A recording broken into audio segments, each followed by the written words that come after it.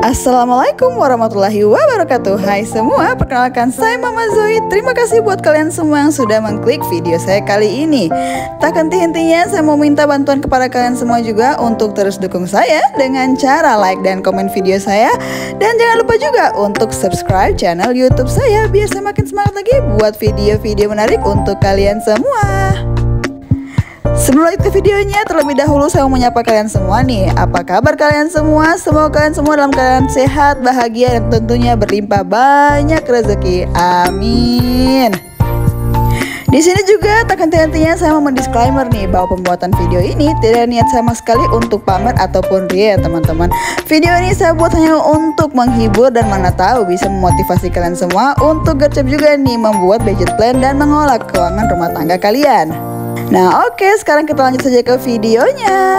Di video kali ini sesuai judulnya, di sini saya mengajak kalian semua untuk melihat bagaimana cara saya mengatur keuangan rumah tangga saya ketika saya memperoleh gaji dari suami.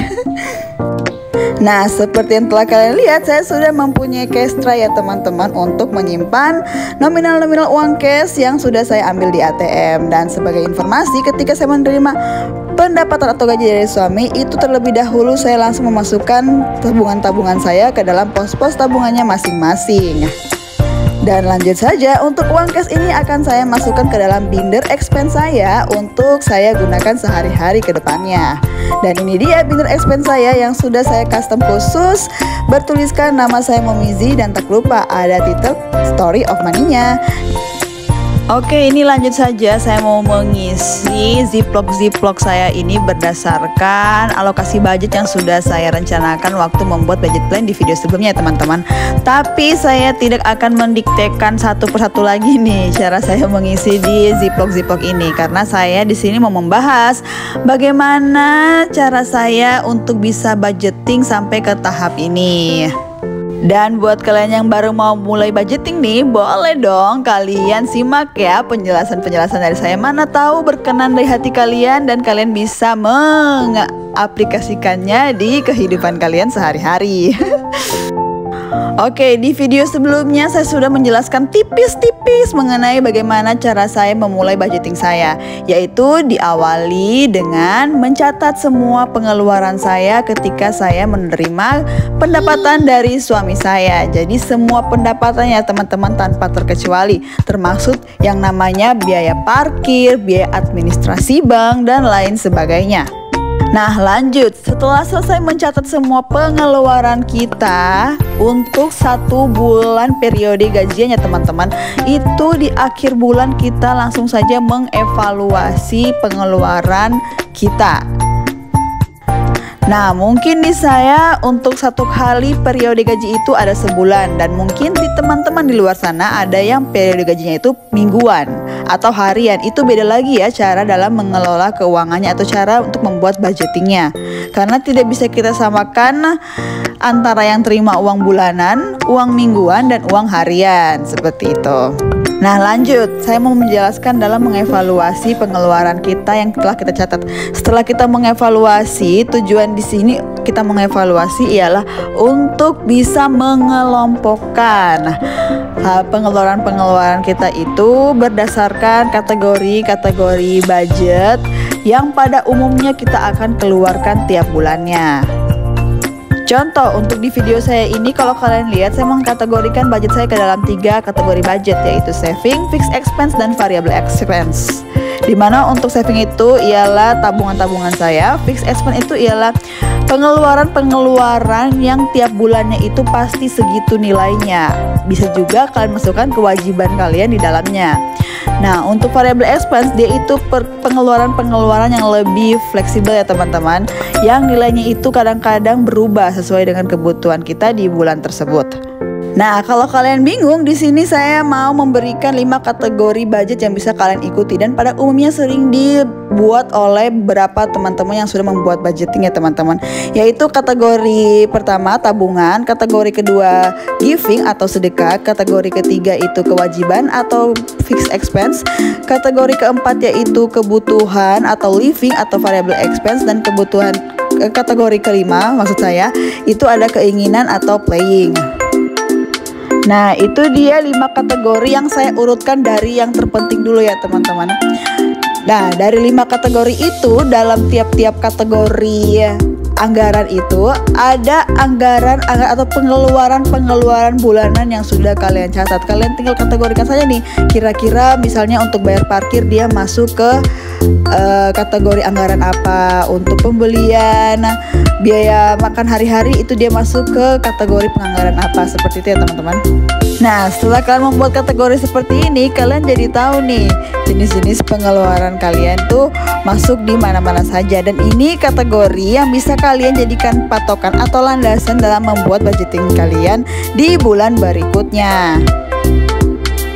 Nah, lanjut, ketika kalian telah membuat alokasi anggaran kalian dan kalian mulai melakukan budgeting berdasarkan alokasi anggaran yang telah kalian buat, maka langkah berikutnya itu ialah memisah-misahkan pendapatan kalian ke dalam alokasi-alokasi anggaran yang telah kalian buat tersebut.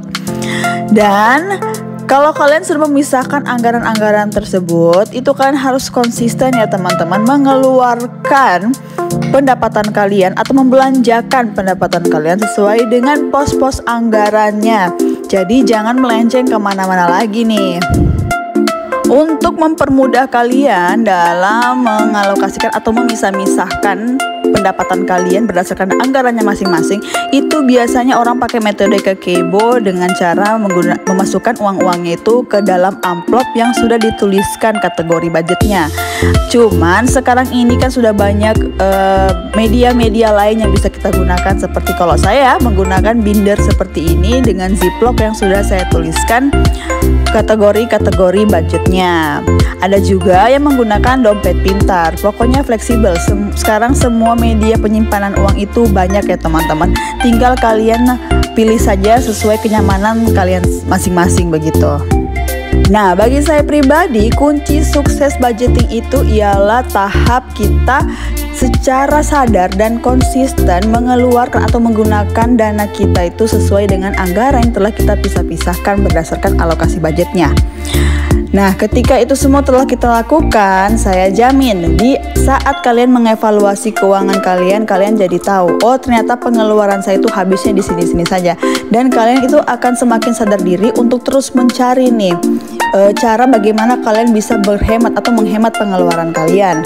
Contohnya saja saya ya teman-teman, sebelum saya melakukan budgeting itu saya tidak tahu nih, maksudnya keuangan saya itu persentasi pengeluaran terbesarnya itu di mana. Setelah saya membuat budgeting, saya jadi tahu bahwa persentasi pengeluaran keuangan saya terbesar itu ialah dari pengeluaran untuk kebutuhan anak ya teman-teman.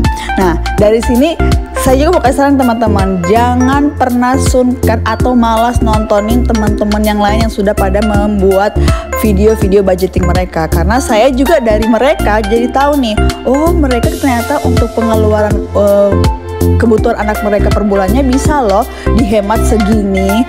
Jadi saya langsung mencari tuh kira-kira barang substitusi apa yang bisa memungkinkan saya untuk menghemat pengeluaran saya, seperti contohnya pengeluaran untuk kebutuhan anak saya. Seperti itu ya teman-teman. Nah, sebelum lanjut membicarakan tentang budgeting, di sini saya masuk ke videonya lagi ya teman-teman. Ini kalau kalian lihat di videonya, saya sudah pada tahap mau mengisi binder kuning saya atau binder yang berisikan tentang tabungan wajib dan tantangan menabung saya. Di sini terlebih dahulu saya menukar uang saya dengan pecahan uang kecil agar nantinya dalam mengisi tantangan menabung itu lebih mudah ya teman-teman. Soalnya saya sudah membudgetkan untuk tantangan menabung 100 amplop itu sebanyak Rp300.000. Jadi biar bisa nih semua amplop keisi sesuai dengan angka yang sudah saya tentukan juga tentunya. Jadi saya menukar uangnya terlebih dahulu. Sebagai informasi juga untuk tantangan menabung 100 amplop di sini, amplop yang akan saya isi itu ialah amplop nomor 28, nomor 30, nomor 60, nomor 90 dan nomor 92. Hanya ada 5 amplop ya teman-teman, dan sambil mengisi amplop-amplop saya lanjut saja ya untuk bercerita tentang pengalaman saya dalam melaksanakan budgeting ini.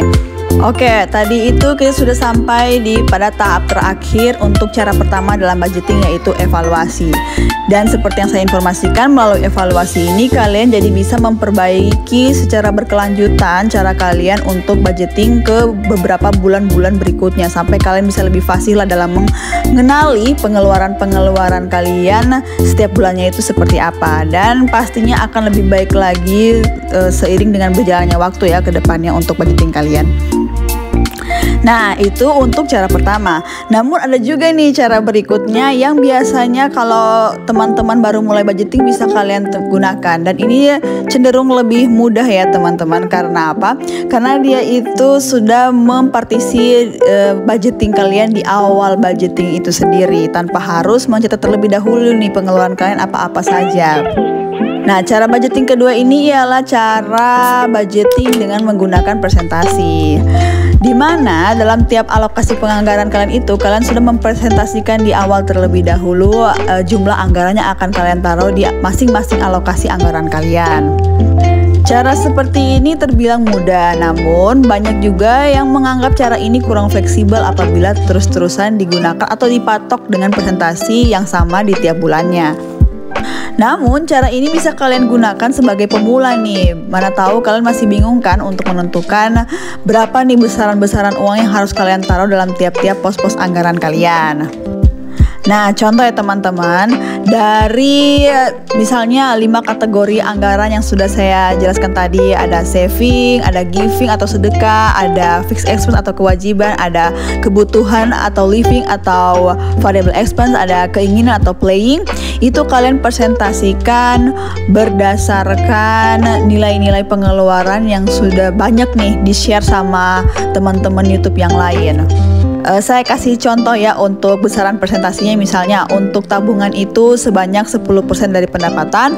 Untuk sedekah kalau di agama saya itu Islam biasa dia 2,5% dari pendapatan. Namun ada juga teman-teman saya non muslim lainnya itu mereka menaruh untuk sedekah atau giving itu sebanyak 10% dari pendapatan mereka. Terus ada kewajiban, kalian bisa taruh sebanyak 30%. Terus ada kebutuhan atau living, kalian bisa taruh sebanyak 50%. Dan terakhir itu kalau memang ada sisanya, itu bisa kalian anggarkan untuk kategori playing atau keinginan. Nah, cara budgeting dengan presentasi seperti ini tuh memang sangatlah mudah atau bisa digunakan buat kalian yang para pemula, dan lebih simpel ya teman-teman. Jadi kalian tidak perlu trial and error di awal dulu dengan cara mencatat semua pengeluaran kalian baru kalian alokasikan. Kalian bisa langsung saja nih kalau dengan cara presentasi langsung dialokasikan berdasarkan presentasi-presentasi yang telah kalian buat. Namun memang untuk cara presentasi seperti ini tuh bagi beberapa orang yang sudah melakukan budgeting, termasuk saya sendiri ya, saya merasa ini kurang fleksibel untuk mengikuti pengeluaran-pengeluaran saya yang tentunya cukup kompleks ya. Jadi pengeluaran rumah tangga itu biasanya cukup kompleks begitu loh teman-teman. Nah, tapi setelah kita melakukan penganggaran berdasarkan presentasi ini, itu kan kita ada yang namanya evaluasi juga di akhir periode anggaran. Nah, di situ kita bisa tuh istilahnya menggeser-geser anggaran kita. Misalnya anggaran A nih presentasinya terlalu banyak, saya geser saja nih ke anggaran B, dan begitu seterusnya. Intinya mau seperti apapun metode penganggaran yang kita gunakan, tetap ya teman-teman, hal terpenting dari penganggaran itu ialah mencatat semua pengeluaran kalian. Karena dengan mencatat semua pengeluaran kalian, kalian jadi tahu tuh uang kalian nih habis kemana-mana aja sih, habis dibelanjakan untuk apa-apa saja sih, seperti itu ya teman-teman. Nah, oke, itu dia cara kedua dalam melakukan budgeting bagi kalian yang pemula ya teman-teman. Nah, di sini saya mau menginformasikan dalam kategori budget yang saya sebutkan tadi, kenapa saya selalu menyebutkan saving atau tabungan itu di prioritas paling pertama dalam budgeting ya. Karena untuk saya pribadi ya, dan beberapa juga yang saya dengar-dengar itu mereka mengatakan bahwa ketika kita menerima pendapatan atau gaji atau apapun itu, yang bersumber dari usaha maupun pekerjaan kita, alangkah baiknya kita membayar diri kita terlebih dahulu sebelum mengeluarkan uang itu untuk kebutuhan-kebutuhan yang lain. Nah, bagi saya membayar diri saya itu ialah dengan cara saving atau menabung.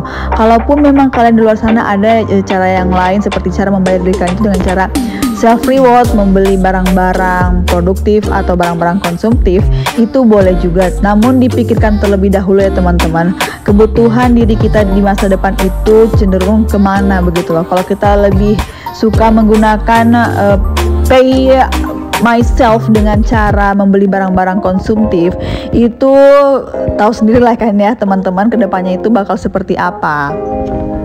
Jadi memang bijaknya kalau misalnya kita sudah berpenghasilan, alangkah baiknya dari penghasilan kita itu terlebih dahulu kita sisihkan untuk ditabung, karena kita nggak tahu juga nih ke depannya kita tuh akan seperti apa begitu loh teman-teman. Menabung itu istilahnya seperti pegangan kita atau cara kita menyelamatkan diri kita dari yang namanya hutang begitu loh.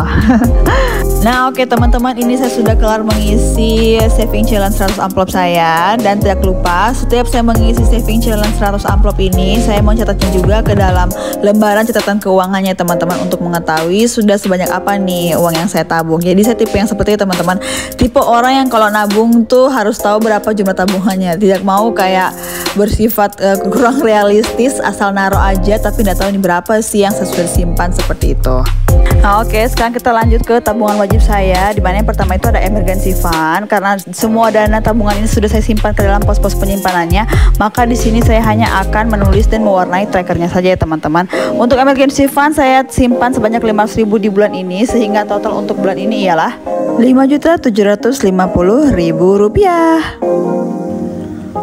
Oke, sekarang lanjut lagi ke dana pendidikan. Untuk dana pendidikan juga saya saving atau saya simpan sebanyak Rp500.000 untuk di bulan ini teman-teman, sehingga total dana pendidikan sampai dengan bulan ini ialah sebanyak Rp6.250.000. Oke, sekarang kita lanjut lagi untuk dana haji. Di dana haji juga saya simpan sebanyak Rp500.000 ya untuk bulan ini, sehingga kalau di total hingga dengan bulan ini dana haji itu terkumpul sebanyak Rp6.500.000. Oke, lanjut lagi ke tabungan wajib terakhir yang akan saya isi di bulan ini, yaitu untuk dana pensiun. Dimana untuk dana pensiun ini saya menyisihkan Rp500.000 di bulan ini, sehingga total untuk dana pensiun itu ialah sebanyak Rp6.920.000. Nah oke, sekarang kita lanjut lagi ke tabungan untuk logam mulia. Untuk bulan ini saya tidak isi lagi ya teman-teman, karena untuk logam mulia dia butuh dana yang lebih banyak ya untuk mengisinya. Dan sekarang kita memasuki sinking fund wajib, dimana untuk sinking fund wajib ini yang akan saya isi itu ialah pajak kendaraan dan kurban, dimana untuk masing-masing sinking fund ini akan saya isi dengan nominal sebanyak Rp250.000, sehingga kalau ditotalkan untuk bulan ini baik pajak kendaraan maupun sinking fund kurban itu nilainya sudah di angka Rp500.000. Oke, sekarang kita memasuki ke part terakhir untuk tabungan yang ingin saya isi, yaitu saving challenge pecahan rupiah. Dimana di sini untuk pecahan saving challenge 20.000 saya tidak isi dulu ya teman-teman. Kita langsung saja ke pecahan saving challenge 10.000. Ini saya isi dengan nominal Rp10.000 sebanyak 1 lembar. Kemudian pecahan 5.000 sebanyak 2 lembar, dan yang terakhir itu ialah pecahan Rp2.000 sebanyak 4 lembar. Atau di sini sebenarnya untuk 2.000 ini 3 lembar uang 2.000 dan 2 lembar uang Rp1.000. Dan oke teman-teman, dengan selesainya saya mengisi saving challenge untuk pecahan nominal rupiah saya ini, maka berakhir pula nih apa yang ingin saya share kepada kalian di video kali ini.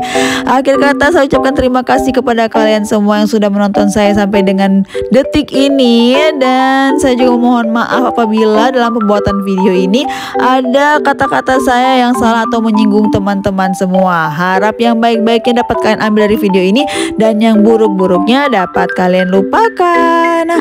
Dan tak henti-hentinya juga saya mau mengingatkan kepada kalian semua untuk terus dukung saya dengan cara like dan komen video saya dan yang ini. Dan jangan lupa untuk subscribe channel YouTube saya biar saya makin semangat lagi untuk membuat video-video menarik buat kalian semua. Akhir kata, wassalamualaikum warahmatullahi wabarakatuh. See you on my next video. Bye bye.